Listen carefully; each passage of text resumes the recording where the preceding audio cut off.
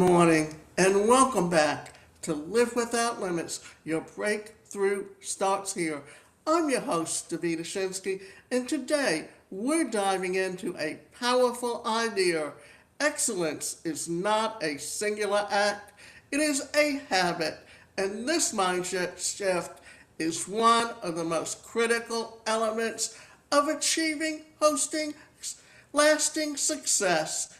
It's easy to think that success comes from one big moment or a singular achievement, but the truth is that excellence is the sum of the small, consistent actions that we take every day. And in this episode, we'll explore how you can reshape your thinking, understand the path to excellence that isn't about isolated acts or brilliance, but about the repeated discipline sections that you take for over time. So let's get into it. Now, we're talking about excellence. And let me also say that your behavior pattern determines what is excellence for you. Because if you're very outgoing, your idea of excellence is very different from someone who's an introvert. And how we were raised, the things that we look at, how we define ourselves, always is determined by our environment because it plays a very important part in who we are and how we look at things in our lives. Defining excellence and what it means to you. When we think of excellence, many of us picture a high point, a trophy, an award, a moment of recognition. But the most successful individuals in the world don't wait for a single moment to shine. They focus on building their excellence every day. Think of the Olympic athletes. They don't just practice when it's time for the games. They spend hours day after day perfecting their technique, improving their stamina, and pushing through mental barriers. It's not a one-time act of excellence. It's a lifestyle, a routine, a commitment to mastery. So what does excellence mean to you? Are you waiting for a moment to show off your abilities, or are you creating a pattern of excellence in everything you do? The first step in building a life of excellence is to acknowledge that it's a series of small, repeated actions. It's the choice to be excellent, not just when it counts, but every single day. Now, in your life, you can either be a perfectionist where you redo things and redo things and redo things until it fits what you look as being excellent. But for an athlete, think about that baseball player. What gets them to their top form? And as they age, that's why you see so many of these athletes as young teenagers getting drafted into whether it's baseball or football or even soccer when they're very young. Simple reason, because as you age, your body slows down, your reaction time slows down, and the only way to keep things to that point where you're at your top form is to constantly practice. Think about that Olympic athlete. When the games start, if they know they're going to be going to the next games, they immediately start training. You will see them having coaches work with them constantly being on the track. Now today, what they do is they get sponsors. Usually it can be, especially depending on the age, they can be working at a college or a big university and being assistant coaches. And then you have companies like Coke who sponsor them for their training year round. This is because by training, what you're doing is putting someone to that point that they have the opportunity to spend that 3 or 4 hours a day training and building up, constantly doing the weightlifting, doing the things that will get them to the skills that they want to be in order to constantly be building and training those muscles. Because think about it, when you develop a habit, it becomes automatic. When you train your muscles, I have been going to the gym for over 40 years. And I'm going not because I just want to exercise, but I'm going there because I have to work on balance, I have to work on strength, and I have found that because I've done it so consistently, that when I take time off, when I am not there for a period of time, I'm to the point that I am looking to put myself someplace where I can get the exercise. It's one thing to take a day off here or a day off there, but when you're consistently taking time off after having trained your body to expect that kind of physical exercise, then it will become automatic that you do it. So this is what we're talking about, excellence, and why athletes, when they are professionals, work out year round. Football players don't just start in the going at when they're in the university or when they're at the pros just before. Although that's when camp starts, they are still working out in the gym, they're still working out on a basketball, they're still constantly keeping up those skills to the level that they are in order to have consistency. Now, let's talk about the power of consistency and how to look at it. Let's talk about the real driver behind excellence. Consistency. Consistency is the key that unlocks the door to lasting success. You don't become excellent by occasionally putting in the effort. You become excellent by showing up every day, putting in the work, even when no one is watching. This applies to every area of your life, whether it's personal development, building a business, or achieving a health goal. Excellence is a result of regular, intentional action. Here's a thought. If you practice something for just 30 minutes a day, whether it's reading, writing, or exercising, learning a new skill, imagine how much you can grow over the course of a year. These small, seemingly insignificant efforts compound into significant transformation over time. And here's the key: staying consistent even when progress isn't immediate.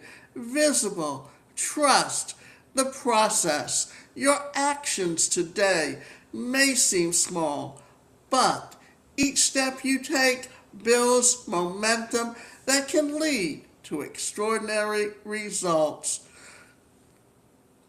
For many, many years, I was told, you're helpless, you're worthless, you can't succeed, you can't hold a job. Always the things that I couldn't do. If I had allowed myself to believe that, I would never have gotten where I am today. But I decided that even if my family was not willing to support me or give me the encouragement or even believe in my choices, that I was going to do it anyway. And part of that's because my personality was to be very, very outgoing. And we we don't realize just how important that is, because personality, you can, and I use the disc as opposed to the Myers-Briggs or the colors, but in the disc it's the D, the I, the S, and the C. And we have all of these in us, but some of them are our strengths, some of them are our weaknesses, but they are things that we can pull up and make an important part of our lives if we just work towards it. It's just a matter of understanding who you are, where you come from, and why you react the way you do.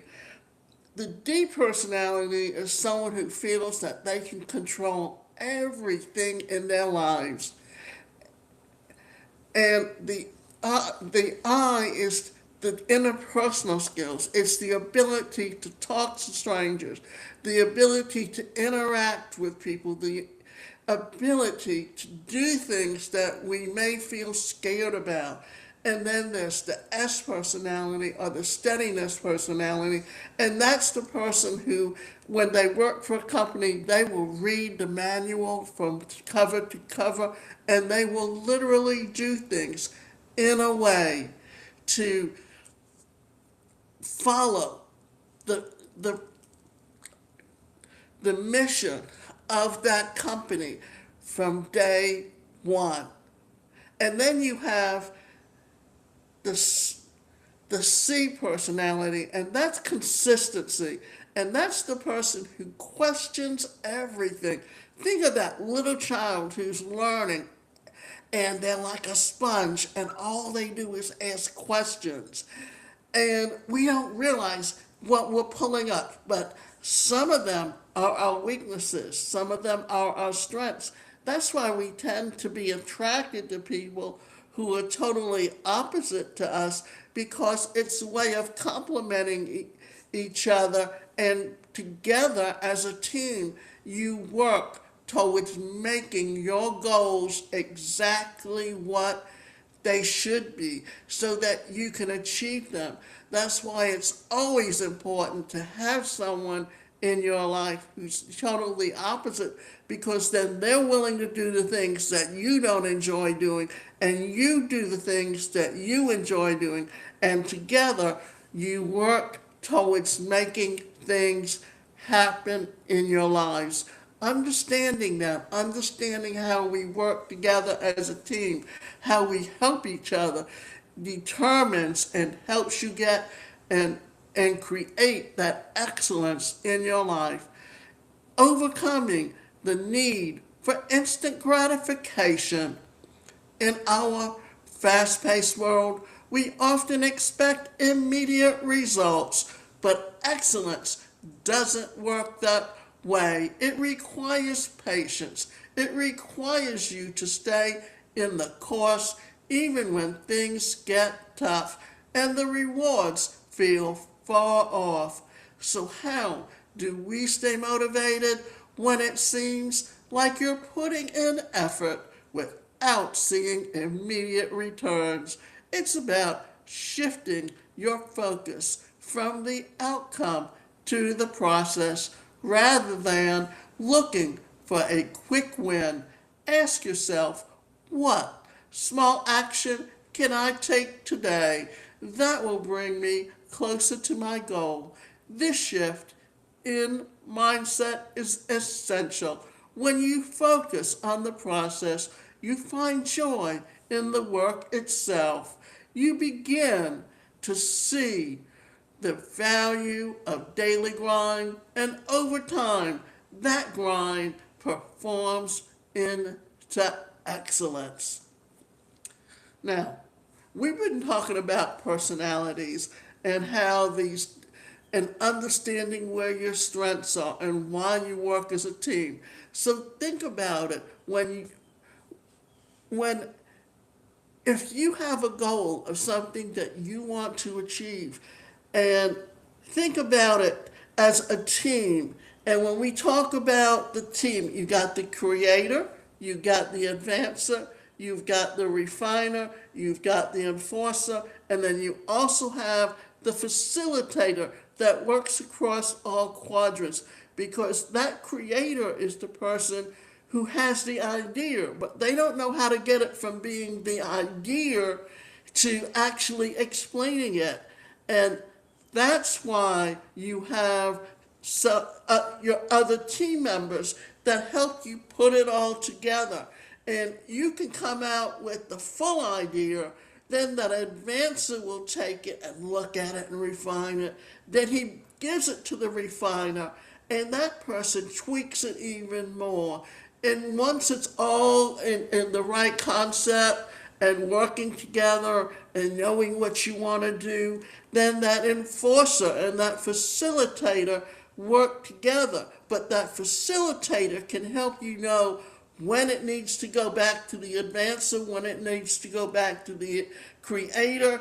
And it's the idea is to bring you together as a team to help you take that germ of an idea and make it a full-blown way of doing things. Now, one of the things that I've learned to incorporate into my business is utilizing artificial intelligence. And for me, my business has always been Career Performance Institute. But back in the 90s, when I first looked at that when I started my business, the only resource I had was the Small Business Administration or SCORE, but they didn't understand my specific needs being someone with a disability, and how that brought its own challenges. And then in the 90s, I decided I wanted to start a nonprofit that would serve people with disabilities who wanted to become entrepreneurs. Why? Because having that entrepreneur mindset, having the funds to be able to start a business, having the ability to do the things to make your business successful, it's very different than going out and working for someone else. And the fact is that in so many ways, all we ever do is know that we go out and we work for someone else. And rehabilitation services is the financial arm that gives people with disabilities the education. And then they have the employment specialists that will help you find gainful employment. But they don't deal with things from the standpoint of your personality and how and what kind of job fits you best. They're just trying to fit you into a mold that they've satisfied their requirements to help you, but they're not truly there to specifically help you. Because I remember that when I was first went to rehabilitation services and I was in college, they were paying for it, but I had some emotional hang-ups, and because I did not get education that was geared specifically to my needs, because there were no laws that guarantee people with disabilities the right to an education, and I was just mainstream, and teachers did not understand my special needs as someone with a disability, and therefore I struggled. And then I could, once I lost my job with the state, I could not find gainful employment, and therefore my only option was that I knew I had a skill and I had something to give back. So I started my own business and had no family support systems because my mother only wanted me living at home with her, collecting a check for the government that she controlled, and money went to her. And therefore, when I no longer had that job, her solution was to be abusive to me. And therefore, for me, I was homeless on several occasions, but because I knew what to do to get myself out of homeless, I would get gainful employment, but they were underskilled, underpaid jobs just to keep a roof over my head. And I struggled to grow my business. The fact of the matter is that once I went online, that I was able to take those skills and really be far more successful, because mobility and having a website allowed me to put up the things that I've been doing. One of the reasons that I started my podcast back in 2006, when it was all in its infancy, was very simple. I needed a media kit and did not have the funds to pay someone to come and videotape me. So by doing an audio, which was if Blog Talk Radio originally, it was just known as internet radio, and it was all put out in a way that it was all audio. There was no video.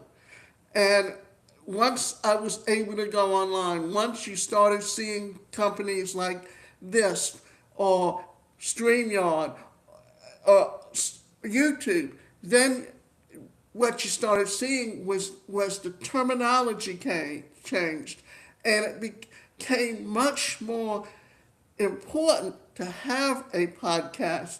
Today, almost everyone, any business person, has to have a podcast. But let's get back to what I'm doing with my website now.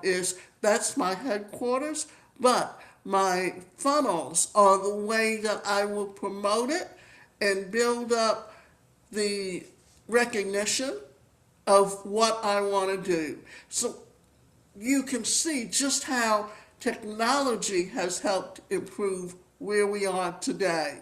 Now, let's look at building your own habit of excellence.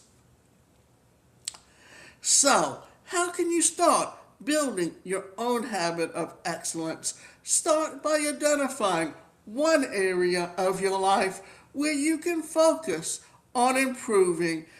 It could be your health, your career, or a personal passion project. Choose something that you care about deeply and commit to showing up every day, even if it's just for a few minutes. Create a routine around this goal. Make it a part of your daily life. Remember, excellence isn't about perfection, it's about progression. It's the willingness to be consistent and to keep going even when the going gets tough.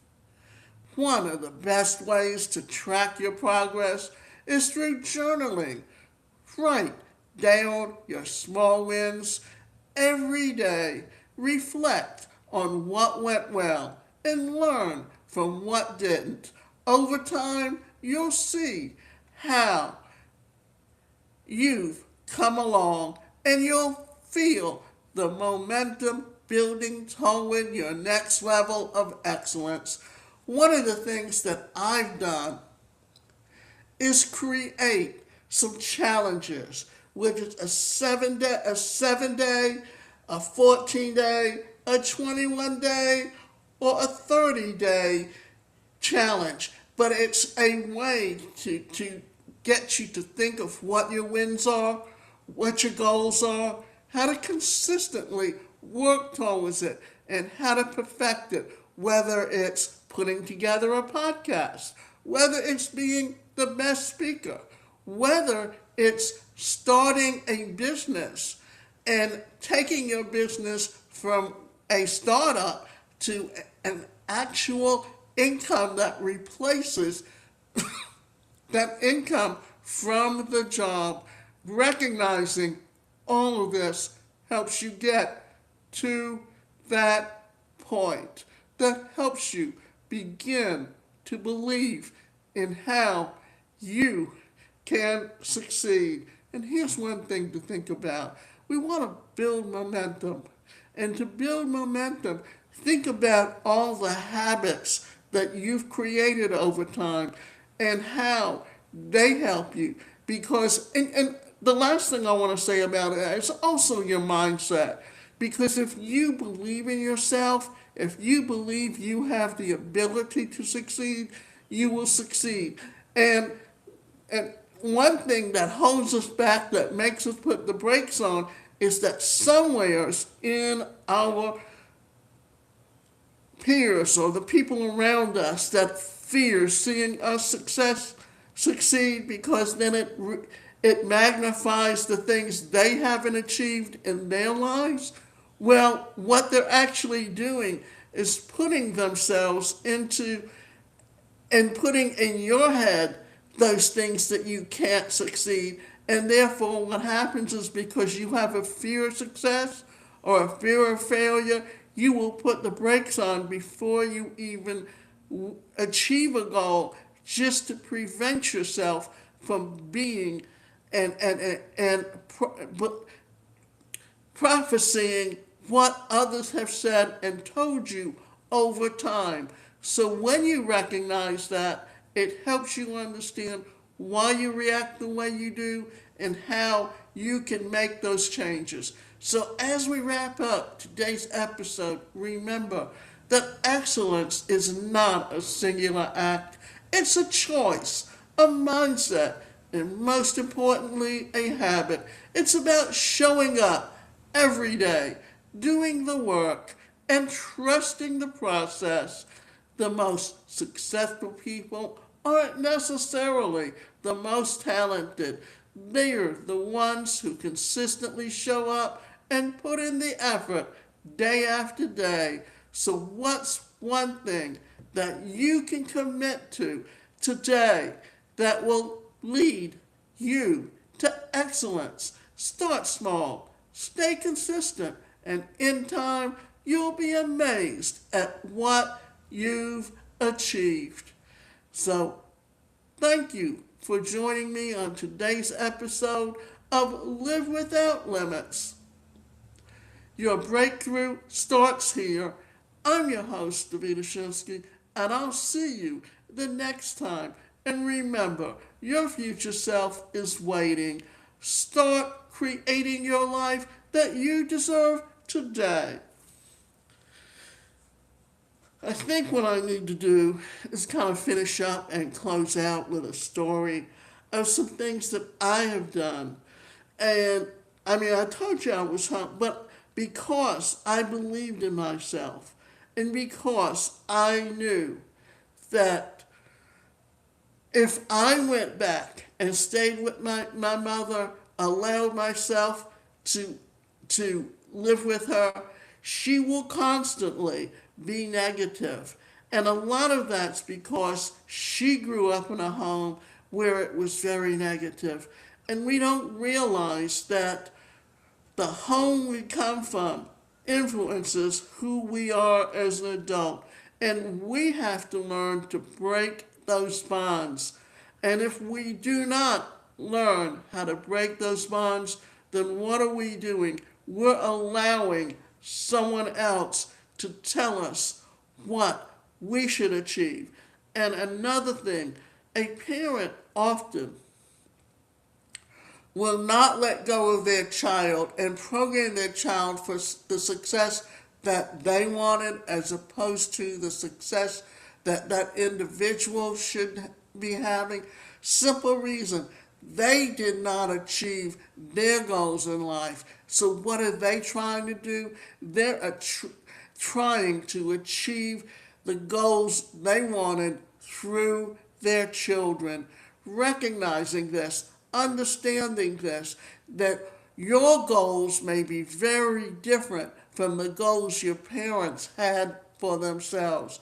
And until you are willing to take control of your life, because if you have a parent, and we often hear about the soccer mom or the helicopter parent, that they are, in certain ways, they have to recognize who their children are and allow their children to grow and think for themselves so that when they're not there, that child can succeed. The problem is you've got a parent that doesn't know how to let go, doesn't know how to allow to let their child grow to be who they want to be. So if you live in that type of environment, sometimes you literally have to break away from them in order to be successful on your own.